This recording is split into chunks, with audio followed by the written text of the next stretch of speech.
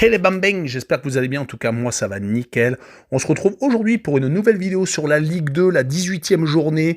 Les 10 matchs analysés sont les suivants: Caen contre Bordeaux, Le Havre contre Sochaux, donc déjà deux grosses affiches. Le Paris FC contre Dijon, Saint-Etienne contre Laval, le match de la peur. Rodez contre Niort, Valenciennes, Annecy, Nîmes contre Metz, Amiens contre Guingamp, Quevilly-Rouen contre Bastia et enfin Pau contre Grenoble. N'hésitez pas à venir nous rejoindre sur le site VIP et également sur les réseaux sociaux dans lesquels j'apparais, que ce soit sur Telegram, Instagram ou Twitter. Il y a des codes safe et des codes fun que je donne tous les jours, même les jours de creux. N'hésitez pas donc à venir nous rejoindre. Un petit commentaire, un petit pouce et surtout abonnez-vous. On est au-delà des 12 500. Un petit coup d'œil sur le classement. Premier Le Havre avec 36 points. Deuxième Bordeaux qui a déjà 5 points de retard avec 31 unités. Troisième Sochaux avec 30. Quatrième Amiens avec 27. Cinquième Grenoble avec 26. Sixième Metz avec 25. Septième Caen avec 24 à égalité avec Quevilly-Rouen qui a le même nombre d'unités et qui est huitième. En fin de classement, 15e Laval avec 20 points. 16e Dijon avec 18 à égalité avec Rodez qui a le même nombre d'unités et qui est 17e. 18e Nîmes avec 16 points à égalité avec Niort qui est 19e. Et dernier Saint-Etienne complètement largué avec seulement 12 petits points et donc 20e. On attaque avec un des gros chocs de cette journée, Caen 7e contre Bordeaux 2e. Les Canets sont dans une saison où ils peuvent espérer remonter en Ligue 1, mais actuellement, ils sont dans une passe assez moyenne. Ils ont recommencé après la reprise avec une défaite à Bastia et un match nul à Saint-Etienne. Le point pris dans le Forez est tout de même une bonne nouvelle, car sur les derniers matchs de Ligue 2, si on prend les 5 derniers matchs de Ligue 2, une seule victoire, c'était contre Rodez et c'était le 22 octobre, donc cela remonte. Et 3 matchs nuls et une défaite, c'était les 4 dernières rencontres. Ils vont en plus jouer contre Bordeaux, qui doit se racheter, qui vient de perdre en Coupe de France contre Rennes, mais c'était vraiment très serré, une défaite 2-1. Ils ont réussi à gagner un des chocs de la journée dernière, c'était le 30 décembre contre Sochaux 2-1. Donc ils ont vraiment beaucoup de choses à se faire pardonner. Ils ont perdu la tête, ils sont toujours seconds, mais à 5 points déjà quand même du Havre. Sur les 5 derniers matchs, c'est 2 victoires, 1 nul et 2 défaites. Donc un bilan assez moyen. Sur ce match-là, je vois bien à 1 but partout et je vois le homme no bet avec le match nul remboursé 6 victoires de Caen avec une cote à 1,87. On enchaîne avec Le Havre contre Sochaux. Les Havrais sont en tête de la Ligue 2. Ils ont vraiment toutes les clés en main pour peut-être remonter directement en Ligue 1. Cela faisait très longtemps. C'est vrai que la saison dernière, avec Paul Le Guen à sa tête, ils avaient eu tendance à être très bons à l'extérieur, mais par contre très mauvais à domicile. Là, cette année, ils ont réussi à trouver le bon équilibre. Sur les 5 derniers matchs de Ligue 2, c'est 4 victoires et un match nul. Le match nul a été lors du dernier déplacement au Paris FC. Mais quand ils gagnent, par contre, à chaque fois, c'est avec des clean sheets. Sur les 4 dernières victoires, donc à chaque fois, ils n'ont pas pris de but. 2-0 contre Metz, 1-0 contre Quevilly-Rouen et Guingamp, et 1-0 également contre Bordeaux. Ils vont jouer contre Sochaux, qui eux aussi veulent remonter directement en Ligue 1. Ils sont actuellement 3e avec 6 points de retard sur le leader. Et quand on prend les 5 derniers matchs de Ligue 2, ils accusent un petit peu le coup, ont perdu 2 fois, ont fait un match nul et n'ont gagné qu'à 2 reprises. Les 2 fois, ça a été à domicile, contre Bastia et contre Rodez. Dernièrement, donc, ils se sont inclinés à Bordeaux. Donc, ils ont tout de même tendance à faire des matchs assez intéressants ces derniers temps. Sur ce match-là, je vois Le Havre gagner encore une fois sans prendre de but 1-0. Et je vois les deux équipes ne pas marquer avec une cote à 1,76.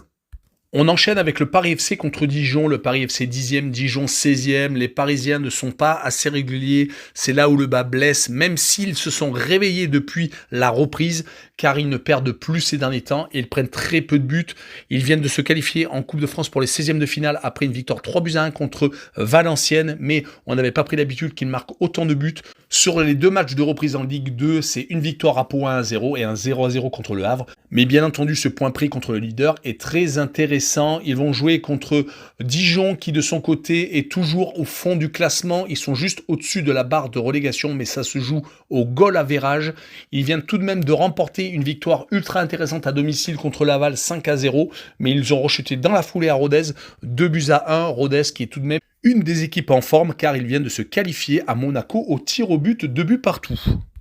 Mais le problème est que Dijon, sur les 5 derniers matchs, c'est qu'une seule victoire, 2 matchs nuls et 2 défaites. Sur ce match-là, je vois bien le Paris FC gagner 2-1 et je vois le Doron au bet avec le Paris remboursé 6 matchs nuls, une cote à 1,43.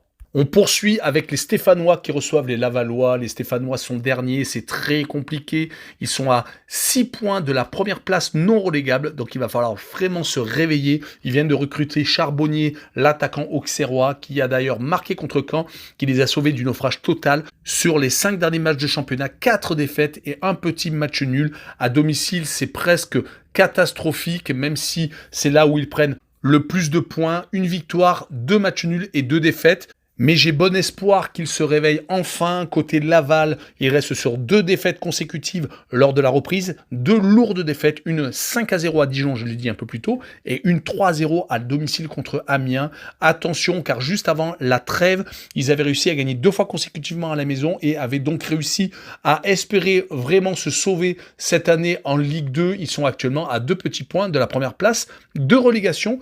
Sur ce match-là, je vois bien Saint-Etienne enfin gagner 2-1.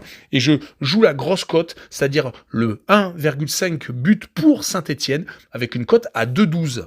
Et on continue avec 2 équipes qui sont relégables. Rodez qui reçoit Niort. Mais ces 2 formations sont en train de se refaire la cerise. Rodez vient de se qualifier à Monaco. Ils perdaient 2-0, mais ont réussi à revenir à 2-2 et à se qualifier au penalty. Ils ont réussi également à gagner le dernier match à la maison contre Dijon 2-1.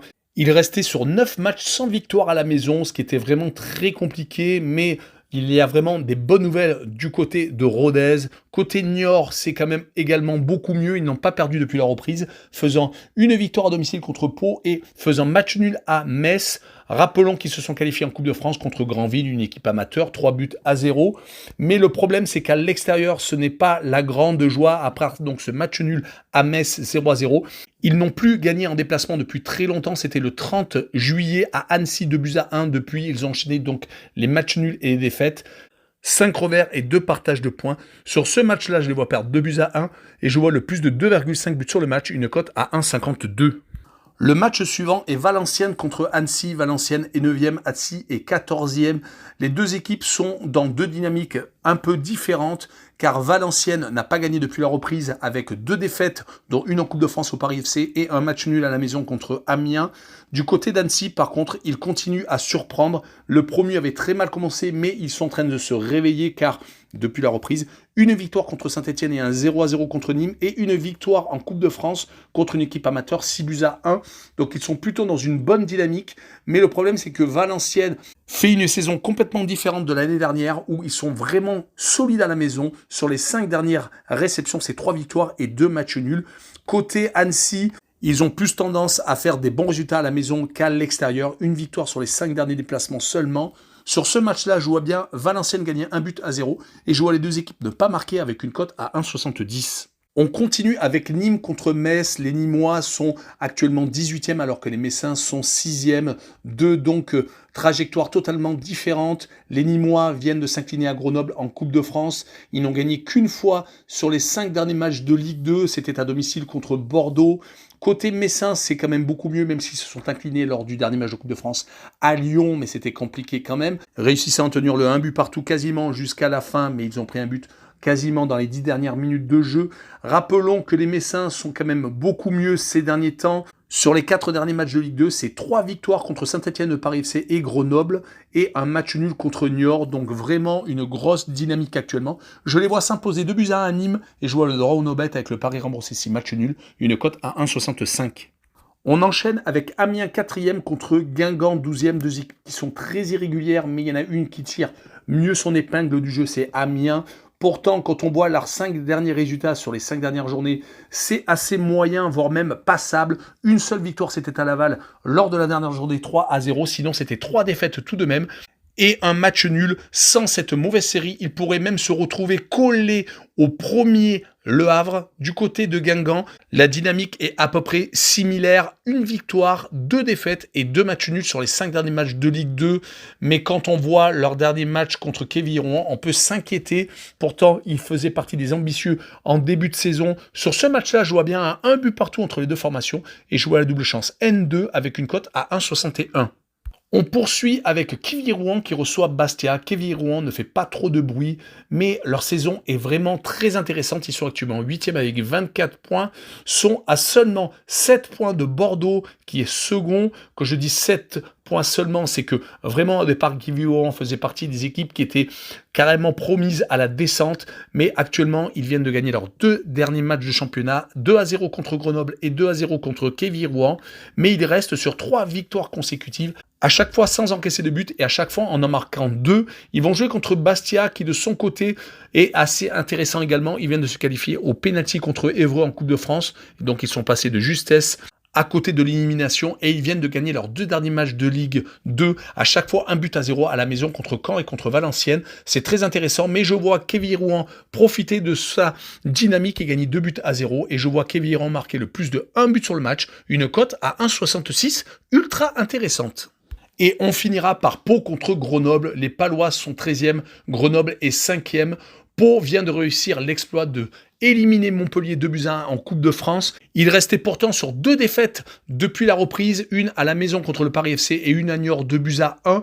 C'est vraiment une surprise qui s'est éliminé Montpellier, un pensionnaire de Ligue 1. Il reste sur 3 matchs sans victoire en Ligue 2, donc ce n'est pas la meilleure des dynamiques.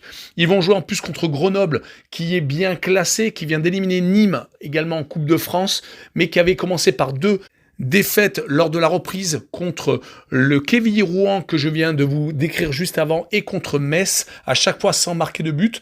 Mais ils sont pour moi dans une meilleure dynamique que Pau en championnat et je les vois gagner 1-0 à Pau avec une double chance N2 et une cote à 1,55. Voilà, on en a fini avec cette vidéo sur la Ligue 2. N'hésitez pas à venir nous rejoindre. Ciao les bambins!